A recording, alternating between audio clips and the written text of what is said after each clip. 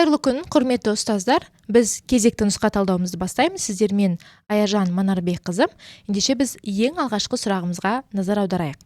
Ең бірінші сұрақ: тырысқақ ауруын тез зарарсыздандырады. Яғни қандай жолмен осы тырысқақ ауруын біз емдеуге болады деген сөз ғой. Жалпы тырысқақ ол аш ішектің зақымдануынан туындайтын ауру. Көбінесе ласу, дұрыс жуылмаған жеміс көкөністер тарапынан пайда болатын аурулардың бірі ретінде сипаттаймыз. Және бұл ауруды тез зарарсыздандырудың ең тиімді жолы ол хлорлы әк пен қышқыл ерітінділері арқылы залалсыздандыру процесін жүргізеді. Осы арқылы біз тырысқақ ауруын емдеуге болады. Жалпы бұл бізде 8-ші сыныптың биологиясында ас қорыту жүйесі бойынша жұқпалы аурулар деген тақырып бар ғой. Сол тақырыптың ішінде тек тырысқақ, яғни осы аурудың ғана ерекшелігі осындай жолмен емдеуге болады деп көрсетеді. Басқа ауруларда бұндай емдеу жолдары мүлдем айтылмайды, кездеспейді. Тек осы тырысқаққа ғана тән деп сипатталады. Осыны есте сақтайық, Келесі екінші сұрақ. Суретте 2 санымен берілген тыныс алу мүшесі. Ал қарайық, мында 2 деген санмен бізде мына бөліктер беріліп тұр. Енді тыныс алу мүшесін бұл 2 деген санмен берілген, ол бізде кеңірдек, яғни жартылай сақинадан ғана тұратын тыныс алу жүйесінің негізгі мүшелерінің бірі ретінде қарастырамыз. Егер біз ретімен қарастыратын болсақ, мына жерде бірмен бізде жұтқыншақ берілген, мына жерде 3 деп қарастыра берейінші. Ол жерде көмекеймен бірге қарастырамыз. Бірді жұтқыншақ деп қарастырсақ, 2 бізде кеңірдек. Ал 3 айттық. Төртінші, мына жерде байқасаңыздар, мына жер бұл бізде бронхтар. Бронхтар байқасаңыздар кеңірдектің төменгі жақ бөлігінде 2 өкпеге қарай уже бөлініп тарамдалып орналасады. Осыны бронхтар дейміз. Мына жерде 5-ші бізде ол өкпе, оң жақ өкпе, сол жақ өкпе.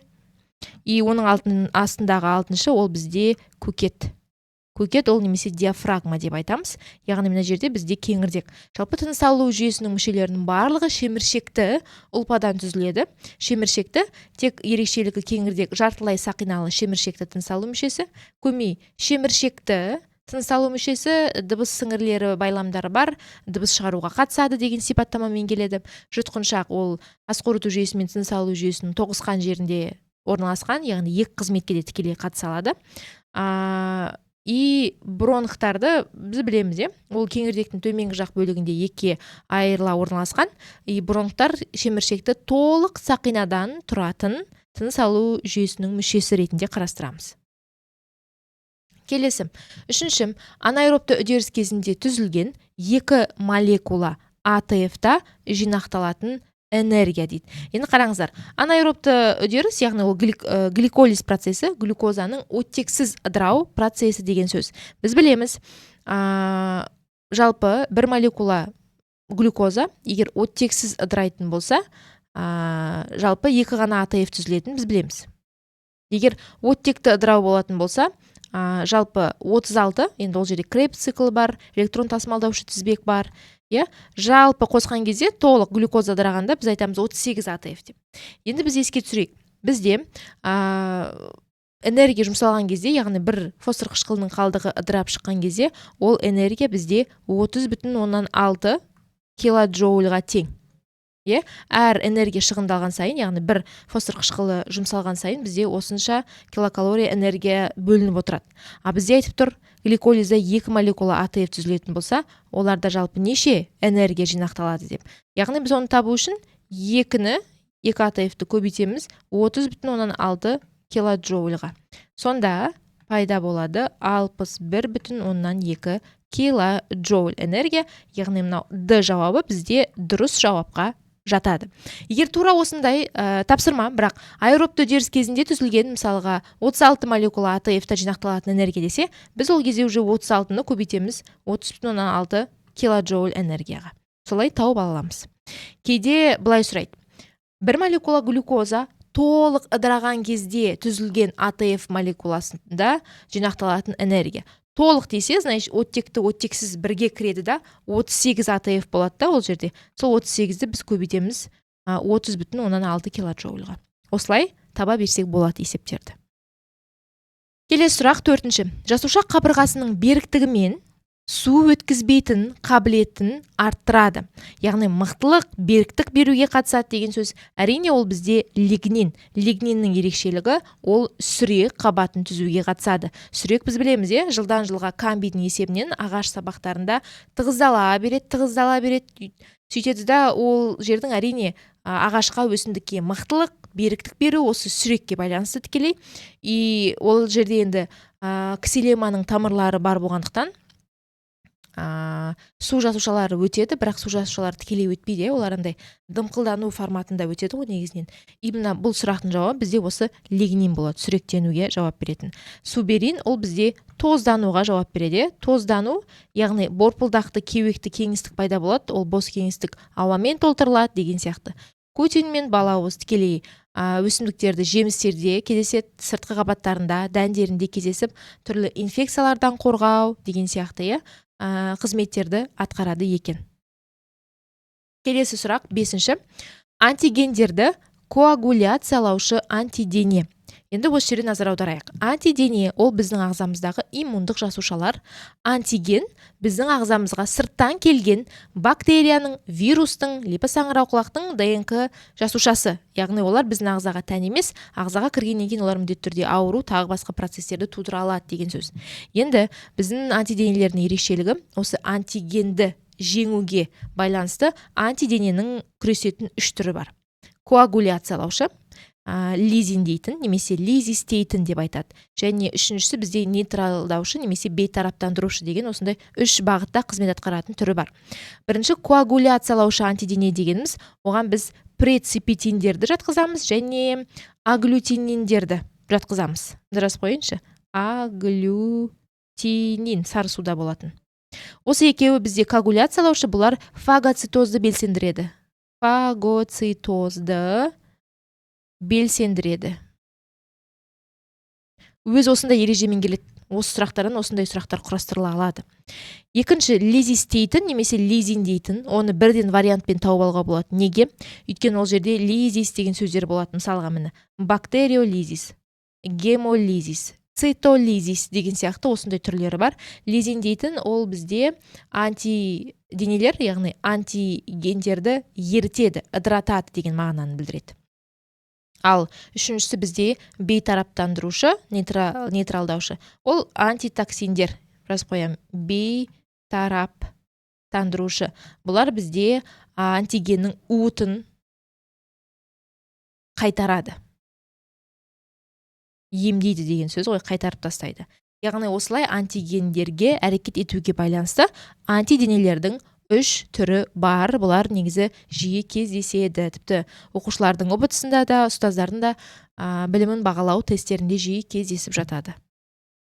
Келесі 6. сұрақ есеп. Давайте бірге есеп талдайық. Енді есептің берілу шартына да қарасаңыздар, дегибридті будандастыру Менделдің заңына байланысты екендігін анық байқап тұрған шығарсыздар. Енді есептің шартында былай дейді. Қылтанақсыз қызыл масақты бидайдың сортын қылтанақты ақ масақты сортпен будандастырғанда дейді. Уже түсініп тұрмыз, қылтанақсыз қызыл масақ доминантты белгілер, қылтанақты ақ масақты сортпен будандастырған кезде бізде мынандай 4/1 қылтанақсыз қызыл масақты, 4/1 қылтанақсыз ақ масақты, 4-тен тағы бірі қылтанақты бірақ қызыл масақты, и 4-тен бірі қылтанақты ақ масақты болып дүниеге келді. И бізге айтады, осы ата-аналық өсімдіктердің генотиптерін анықтаңыздар дейді. Яғни байқасаңыздар, мына жерде берілген варианттар бар ғой, А, В, С, Д. Осылардың қайсысын біз будандастырған кезде мынандай 4 қасиетке ие ағзаларды ала аламыз. Соны табу қажетпіз. Егер есеп осындай шартпен берілсе, бұл өте қиын емес, жеңіл есеп болады. Неге? Өйткені сіз әр вариантты осы тұрған қалпында будандастырып шыға бересіз. Болды. Түсіндік қой? Мысалға, біз А деген вариантты алып қарастырып көрейікші, мында А варианты деп. Ата-анасы ретінде мынандай белгілерді алған, будандастырайық. Енді біз гаметалар шығарайық. Мына жерде бізде А үлкен В, рецессивті А мен үлкен В деген 2 гамета шығады. Будандастырамыз. Мында 2А, 2 бірдей В, мына екеуінен ортақ 1 А шығады. Мына жерде кішкентай В-лардан 1 рецессивті В шығады. Енді не істейміз біз? F1-ді табу үшін бұларды өзара будандастыра саламыз. Мынаны мынамен толыққанды будандастырамыз. Бірінші ұқсас мүшелерді біріктіреміз. А, сосын үлкен В. Келесі осыны мынамен толыққанды. Үлкен А, үлкен В. Байқасаңыздар, бізде 2 ақ түрлі белгі шықты. А бізде дұрыс жауапта 4 түрлі белгі шығу керек, бір-біріне ұқсамайтын. Значит, А жауабы бізде дұрыс жауапқа келмейді.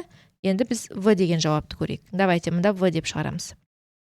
Так, берілгені бізде былай дигетерозиготаны будандастырған кішкентай А, В деп алған рецессивті дигомозиготалы вариантпен. Енді гамета шығарайық. Біз білеміз, жалпы дигетерозигота болғанда 4 түрлі гамета шығатын еді ғой.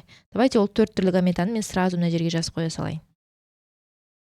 Бірінші А үлкен В, сосын А кішкентай В, кішкентай А мен мындай үлкен В, және кішкентай А В. Міндетті түрде 4-еу шығады, білеміз, А мына жерде біреу ғана шығады, бір рецессивті А и бір рецессивті В.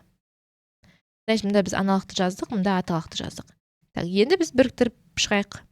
Үлкен А кішкентай А, үлкен В кішкентай В. Мына жерде мысалға қылтанақсыз қызыл түсті бидайлар шықты уже. Келесі А кішкентай А, В. Байқасаңыздар, тоже қылтанақсыз, бірақ уже бізде ақ түсті сорт шықты, рецессивті В. Келесі екеу рецессивті Аларда доминант үлкен В бар. Міне. Мына жерде уже бізде қылтанақты, бірақ қызыл түс шықты. Келесі рецессивті Алар и рецессивті Влар. Қылтанақсыз ақ түс шықты. Байқасаңыздар, даже гаметалармен жалпы генотиптеріне қарасаңыздар тауып алуға болады. Доминантты А мен В уже басқа белгіні береді. Доминантты А бар, рецессивті В. Бұл да уже басқа белгіні береді. Мына жерде наоборот, рецессивті А да, бірақ доминантты В тоже басқаша белгіні. Мында екеуі де рецессивті А бұл да. Яғни байқасаңыздар, бізде 4 түрлі белгі шығып тұр. Значит, бізде дұрыс жауап В деген осы жауап болады. Егер сіз есепті шығару барысында көрем десеңіз, мына варианттың барлығын дайындап шығарып көрсеңіз болады, бірақ 4 түрлі вариант шықпайды. 2 түрлі варианттар шығады көбінесе. Түсіндік қой да, осындай форматта шығара береміз. Бір қарағанда С деңгейлі болып көрінуі мүмкін, бірақ бұл В деңгейлі тапсырмаларға жатады негізінен. Келесі. Төменгі температурада терінің бозарып кету себебі.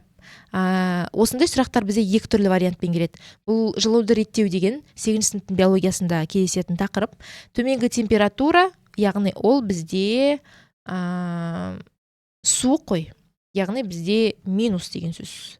Суық деп қояйын. Төменгі температурада тері бізде бозарып кетеді. Сыртта біз тоңып қаламыз ғой, сыртта жүрген кезде.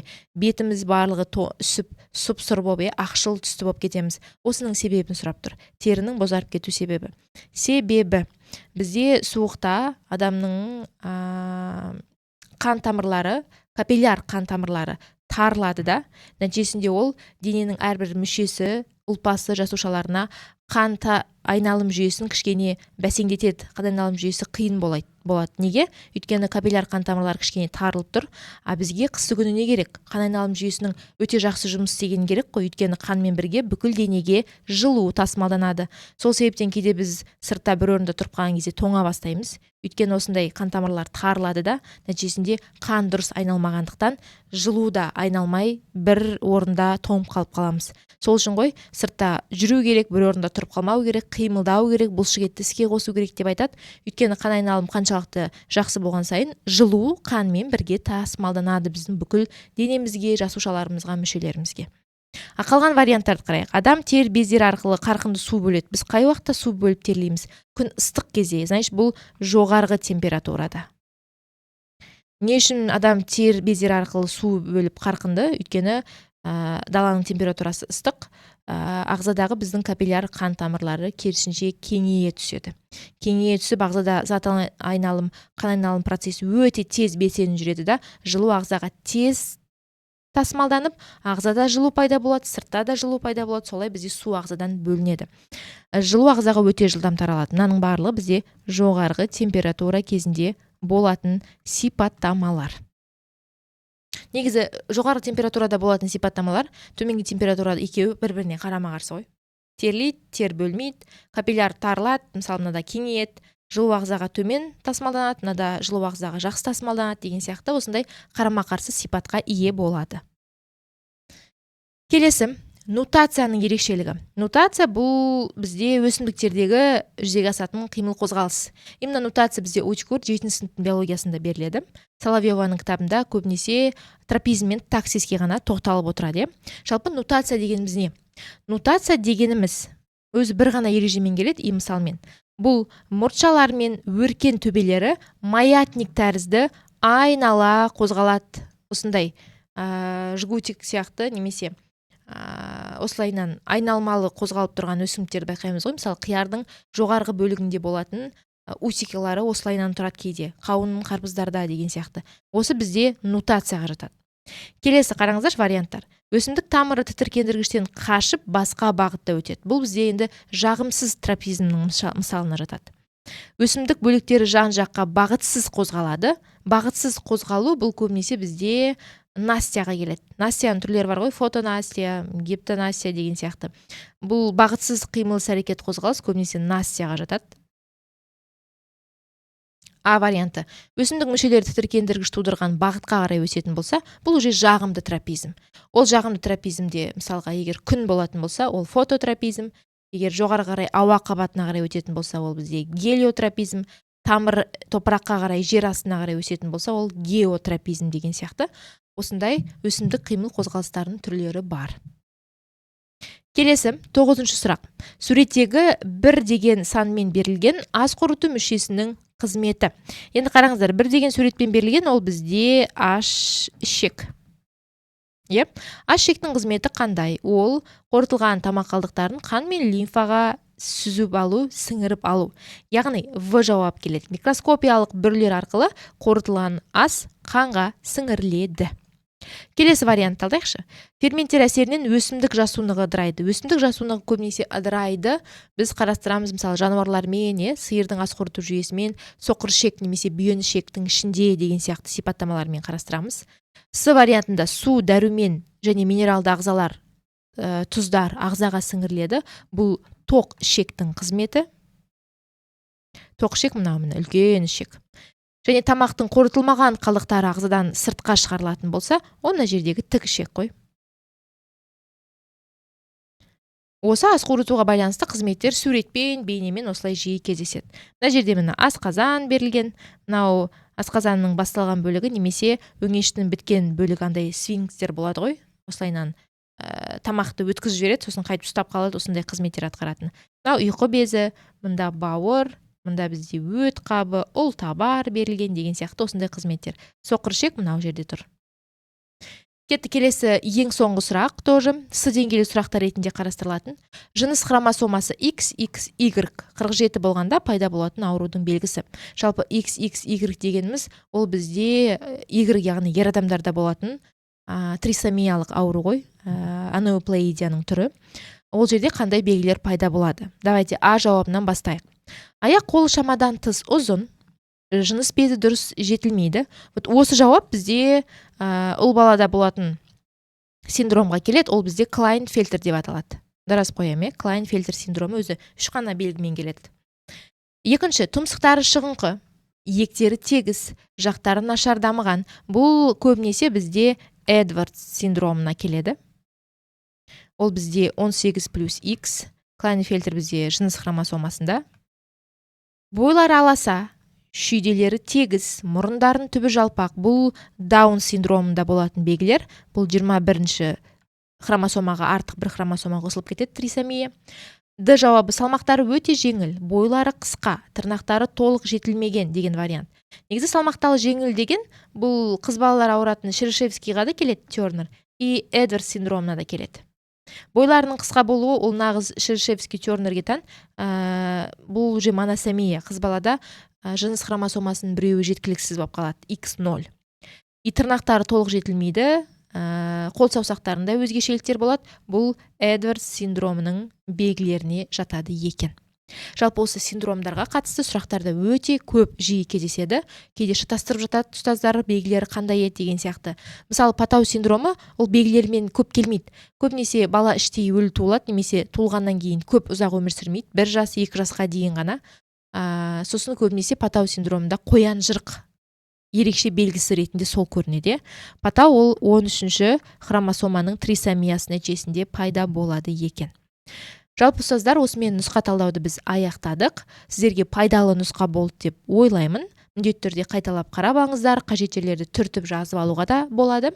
Жақсы, келесі сабақта кездескенше сау болыңыздар.